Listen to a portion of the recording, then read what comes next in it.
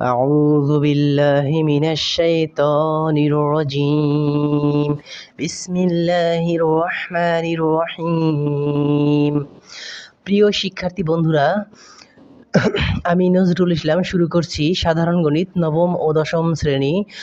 আজ অনুশীলনী 2.2 থেকে অঙ্ক করার চেষ্টা করব এবং কিছু বোঝানোর চেষ্টা করব। তো অনুশীলনী 2.2 এর বিষয়বস্তু হচ্ছে অন্বয় এবং ফাংশন।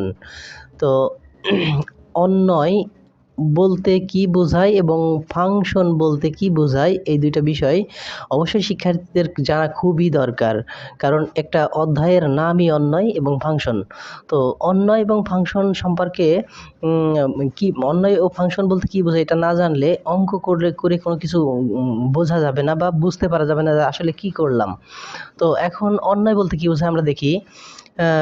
এ ও বি দুটি সেটের কার্তেশীয় গুণজ সেট এ কার্তেশীয় গুণজ বি এর অন্তর্গত ক্রোমোজোরগুলোর অশূন্য উপসেট, অর্থাৎ উপসেটগুলোর মধ্যে কোনো শূন্য উপসেট থাকবে না।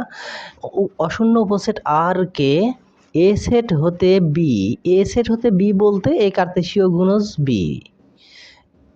এ সেট হতে বি সেটের একটি অন্বয় বা সম্পর্ক বলে। যেমন আর উপসেট, এই চিহ্নটার নাম হচ্ছে উপসেট চিহ্ন। আর উপসেট এ কার্তেশীয় গুণজ বি, এটাই জাস্ট অন্বয়। অন্বয় বলতে রিলেশন বলতে সম্পর্ক। তো এ কার্তেশীয় গুণজ বি এর উপসেট এই আর, এটাই সাধারণত অন্বয়টাকে এভাবেই প্রকাশ করা হয়। তো যেমন এখানে এ সমান যদি একটা সেটের উপাদান হয় 1 2 এবং বি সমান যদি একটা সেটের উপাদান হয় 3 4, তাহলে এ কার্তেশীয় গুণজ বি এর মান আমরা বের করি সাধারণত কিভাবে। যেমন প্রথম সেটের প্রথম উপাদান দ্বারা দ্বিতীয় সেটের প্রত্যেকটি উপাদানকে নিয়ে এক একটা ক্রোমোজোর তৈরি করা হয়। তো প্রথম উপাদান নিয়ে দ্বিতীয় সেটের দুইটা উপাদান নিয়ে একসাথে দুইটা ক্রোমোজোর, আবার প্রথম সেটের দ্বিতীয় উপাদান নিয়ে দ্বিতীয় সেটের দুইটা উপাদানই নিয়ে আবার দুইটা ক্রোমোজোর তৈরি করে মোট 4টা ক্রোমোজোর তৈরি হয়েছে। এভাবেই কার্তেশীয় গুণজের কাজ করা হয়। আর এই 4টা ক্রোমোজোর থেকে সাধারণত এই 4টা ক্রোমোজোর থেকেই যদি কোনো সেট তৈরি করা হয় শর্ত সাপেক্ষে, তখন সেটা অন্বয় হিসেবে বিবেচিত হয়। অন্বয়ের মানটা বের করা হয় এদের থেকেই শর্ত সাপেক্ষে। তো এই ক্রোমোজোরের উপরেই শর্ত সাপেক্ষ দিয়ে প্রশ্ন করলে আমরা অন্বয়ের মান পাই। এই হচ্ছে অন্বয় সম্পর্কে সাধারণ একটু ধারণা। আর পরে ফাংশন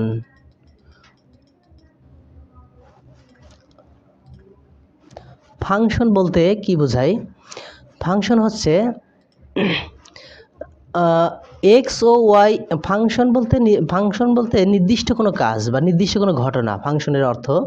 আর এক্স ও ওয়াই এরূপ দুটি চলক বিশিষ্ট সমীকরণ, দুই চলক বিশিষ্ট সমীকরণ যদি এক্স এবং ওয়াই হয়, তাহলে এক্সের যে কোনো একটি মানের জন্য ওয়াই এর একটি মান পাওয়া গেলে ওয়াইকে এক্সের একটি ফাংশন বলে। এটুকু শুধু মনে রাখতে হবে। এক্সের ফাংশনকে সাধারণত Y F of X G of X বড় হাতের এফ অফ এক্স দ্বারা প্রকাশ করা হয়। অর্থাৎ ফাংশন এক্সের ফাংশন জাস্ট এই ফাংশনটাকে F of X G of X এবং বড় হাতের এফ অফ এক্স দ্বারা প্রকাশ করা হয়। তো এই হচ্ছে ফাংশন সম্পর্কে সাধারণ ধারণা। আর ডোমেন এবং রেঞ্জ এরই অংশ। ডোমেনটা কি? তো ডোমেনটা হচ্ছে কোনো অন্বয় যখন আমরা কার্তেশীয় গুণজ থেকে অন্বয় বের করব, তখন কোনো অন্বয়ের ক্রোমোজোরগুলোর প্রথম উপাদান সমূহের সেটকে এর ডোমেন বলা হবে এবং দ্বিতীয় উপাদান সমূহের সেটকে রেঞ্জ বলা হবে। এটাই ডোমেন এবং রেঞ্জ, খুবই সহজ। যেমন হচ্ছে অন্বয় যদি হয় এইটা, তাহলে এর প্রথম উপাদান যেমন হচ্ছে এই অন্বয়ের এই ক্রোমোজোরগুলোর প্রথম উপাদান কে আছে? 3 আছে, 5 আছে এবং 5 আছে। তো এই 3 5 আর 5 একই উপাদান, একের অধিক থাকলে একবারই নিতে হবে, একের অধিকবার নেওয়া যাবে না। এই প্রথম উপাদানগুলোকে ডোমেন বলা হবে। উপাদানগুলোকে নিয়ে একটা সেট তৈরি করলে সেটা ডোমেন।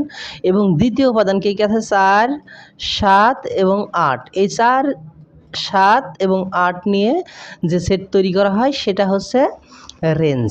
এইটাই ডোমেন এবং রেঞ্জ এর ব্যাপার। তো এখন এই অনুশীলনী 2.1-এর অনুশীলনী 2.1-এর যে বিষয়বস্তু সেটা হচ্ছে অন্যয় ফাংশন ডোমেন রেঞ্জ। এই বিষয়ে আমরা নর্মালি ধারণা পেয়েছি। এখন অনুশীলনীর অঙ্ক করতে যাব। তো এখন বই 1 নম্বর প্রশ্ন, অনুশীলনী 2.2 এর 1 নম্বর প্রশ্ন হচ্ছে 8 এর গুণনীয়ক সেট কোনটি? 8 এর গুণনীয়ক সেট। 8 ছোট একটি সংখ্যা, এর গুণনীয়ক বের করা খুবই সহজ। 8 এর গুণনীয়ক অর্থাৎ যে সংখ্যা দ্বারা 8 নিঃশেষে বিভাজ্য তারা 8 এর গুণনীয়ক। তো এখানে 8, 16, 24, এখানে 1, 2, 4, 8, এখানে খ নাম্বার অ্যান্সার, জাস্ট এটা খ নাম্বার অ্যান্সার। 8 এর গুণনীয়ক 1, 2, 4, 8, এই সবগুলো সংখ্যায় 8 এর গুণনীয়ক। তো এক নাম্বারের অ্যান্সার হচ্ছে খ নাম্বার। আর 2 নম্বর প্রশ্ন হচ্ছে সেট সি হতে সেট বি অর্থাৎ সি কার্তেশীয় গুণজ বি এ একটি সম্পর্ক আর অর্থাৎ অন্যয় হলে নিচের কোনটি সঠিক? এই অন্যয়টাকে সাধারণত এইভাবে লেখা হয়, সি হতে সেট বি বলতে এটা বোঝায় সি কার্তেশীয় গুণজ বি। আর এই সি কার্তেশীয় গুণজ বি এর থেকেই অন্যয় তৈরি করা হয়, যার কারণে এর উপসেট হয় সেই অন্যয়টি অর্থাৎ আর অর্থাৎ রিলেশন। আর এই অর্থাৎ গ নাম্বারটা অ্যান্সার। অর্থাৎ অন্যয়টাকে এভাবেই লেখা হয়, অর্থাৎ যে কার্তেশীয় গুণজের সেট থেকে আমরা অন্যয় বের করব তার উপসেটই হবে ওই অন্যয়টি। তো সেই ক্ষেত্রে গ নাম্বারটা অ্যান্সার। তারপরে 3 নম্বরের প্রশ্ন হচ্ছে a সমান 1, 2 উপসেটের সেটের উপাদান এবং b সমান 2, 5 সেটের উপাদান হলে পি অফ এ সেদ চিহ্ন বি ইন্টারসেকশন বা সেদের কাজ হচ্ছে কমন, যেটা দুইটা সেটের উপাদানগুলোর মধ্যে যে উপাদানটা কমন সেটা নিতে হয়। তো P of A Seth B মানে এ সেদ বি এর শক্তি সেট এর সদস্য সংখ্যা নিচের কোনটা?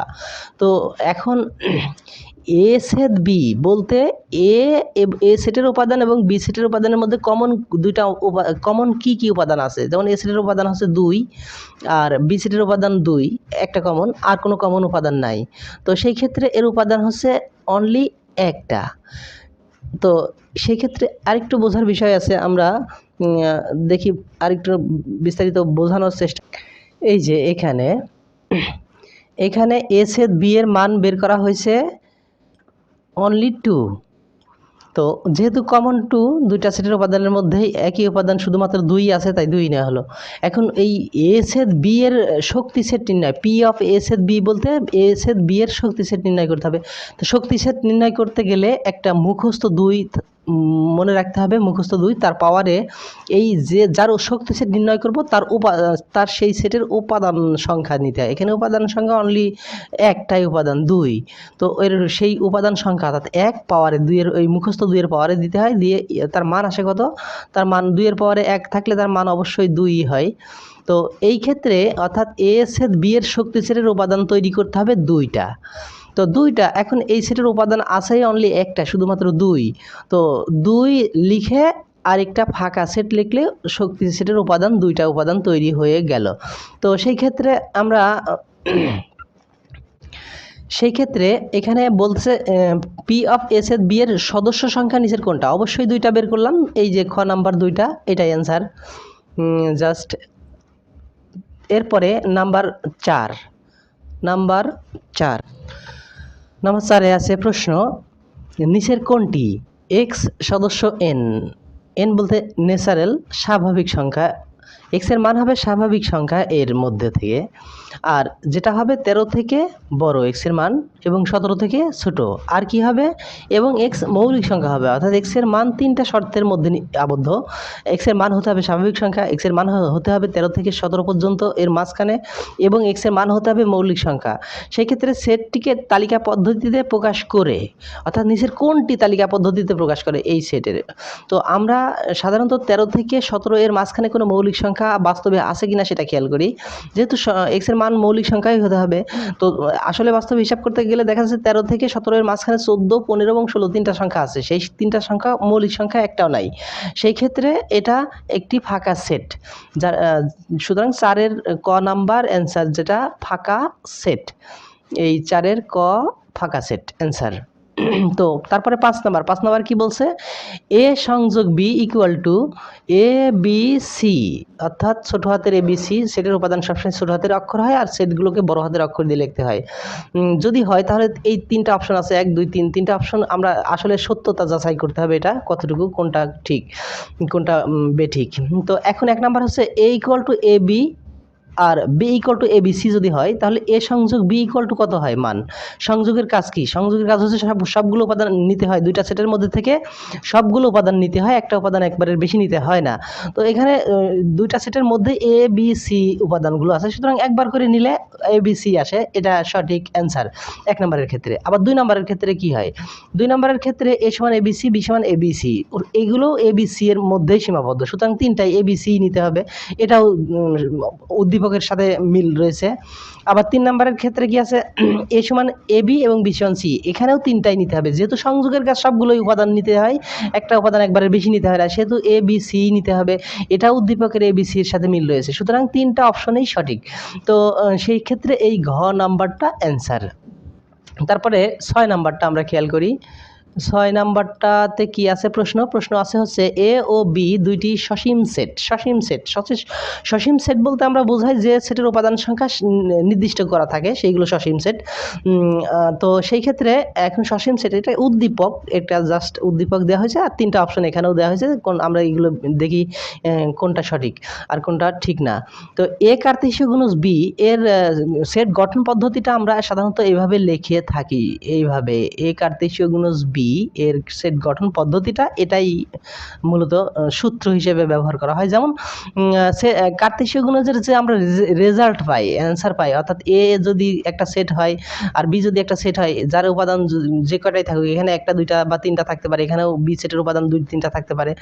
তো সেই ক্ষেত্রে ওই এ কার্তেশীয় গুণজের অ্যান্সার আমরা পাই হচ্ছে ভিতরে অনেকগুলো ফার্স্ট ব্র্যাকেটে ক্রোমোজোর পাই, আর প্রথমে একটা সেকেন্ড ব্র্যাকেট আর লাস্টে একটা সেকেন্ড ব্র্যাকেট পাই। তো সেই ক্ষেত্রে ওই ভিতরে যে ফার্স্ট ব্র্যাকেটে অনেকগুলো ক্রোমোজোর পাওয়া হয় এই কার্তেশীয় গুণজের রেজাল্টে, সেই রেজাল্টের ওই কার্তেশীয় গুণজের ওই ক্রোমোজোরগুলোর অনেকগুলো ক্রোমোজোরগুলোর ভিতরের প্রথম উপাদানকে এক্স ধরা হয় এবং দ্বিতীয় উপাদানকে ওয়াই ধরা হয়। তাই সেট গঠন পদ্ধতিতে এই এক্স কমা ওয়াই ফার্স্ট ব্র্যাকেটের মধ্যে আবদ্ধ করে এই যে ইস্টু বা সাজ দ্যাট বা যেন দিয়ে এক্স সদস্য এ হয়, অর্থাৎ এক্স হচ্ছে এ এর সদস্য হবে আর এই ওয়াইটা হবে হচ্ছে বি এর সদস্য। এটা হচ্ছে একটা সেট গঠন পদ্ধতি কার্তেশীয় গুণজের ক্ষেত্রে, মনে রাখতে হবে। আর এন অফ এ মানে এ এর সদস্য সংখ্যা, নাম্বার, এন বলতে নাম্বার এখানে, আর N of A equal to যদি এ হয় এবং N of B equal to যদি ছোট হাতের বি হয়, তাহলে এন অফ এ কার্তেশীয় গুণজ B equal to A B, এটাও সঠিক আছে। তো এইটা একটু বোঝানোর চেষ্টা করি, দেখি, সরি, এখানে জাস্ট প্রশ্নটা দেওয়া আছে। এখন এখানে প্রশ্নের মধ্যে কোনো প্র্যাকটিক্যালি উপাদান, সেটার কোনো উপাদান না থাকায়, অক্ষর দেওয়া থাকায় বুঝতে একটু সমস্যা, তার কারণে আমি উপাদান ধরে নিয়ে বোঝানোর চেষ্টা করছি। যেমন এ সমান 2টা উপাদান ধরছি এবং বি সমান 3টা উপাদান, সেটের উপাদান ধরছি।